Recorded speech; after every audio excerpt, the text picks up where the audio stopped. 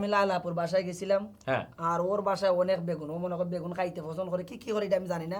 আমি বলছি আপুতে আমিও বেগুন খাই, আমার সাইডটা বেগুন দেবো, আমি নিয়ে আইছি। দর্শক দর্শক লাইলার বাসায় বেগুন, অনেক বেগুন।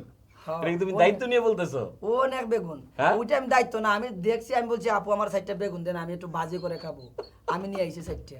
4টা বেগুন লাইলার বাসা থেকে নিয়ে আসো। ও আমি বাজি করে খাবো, কারণ আমি তো ঢাকায় একলা থাকি। হ্যাঁ ও আমি আমার জানে, আমি দেখছি গিয়ে ওরকম টেবিলের মধ্যে হ্যাঁ, হ্যাঁ, মানে হ্যাঁ। অনেক বেগুন, আমি বলছি সাইডটা বেগুন দেন, ও বলছে যে লিটন তো যেটা লাগবে নিয়ে না, আমি বাবা ওই যে সাইডটা বেগুন ফেসাই নিয়ে আইছি। লাইলা বেগুন দিয়ে কি করে? ওই জানে, আমি তো জানি না, ও তো খাবে আর কি করবে, বা রান্না ও করে জানে। খাওয়ার জন্য হয়তো। হ্যাঁ, যাই হোক, আমরা নেগেটিভ না নিই দর্শক, আমরা পজিটিভই নেই। কিন্তু তুমি এই বেগুন নিয়ে কি কি জন্য নিয়ে আসছো? ওইটা আমি খাবো, খাবা? ওইটা যদি আমি ভাজি করে খাইবো, আর যদি ভাজি নাও করতে পারি খাসা খাইবো, অসুবিধা নেই। রিয়েলি? আর রিয়েলি মানে আপনি কি ভাবছেন ভাই?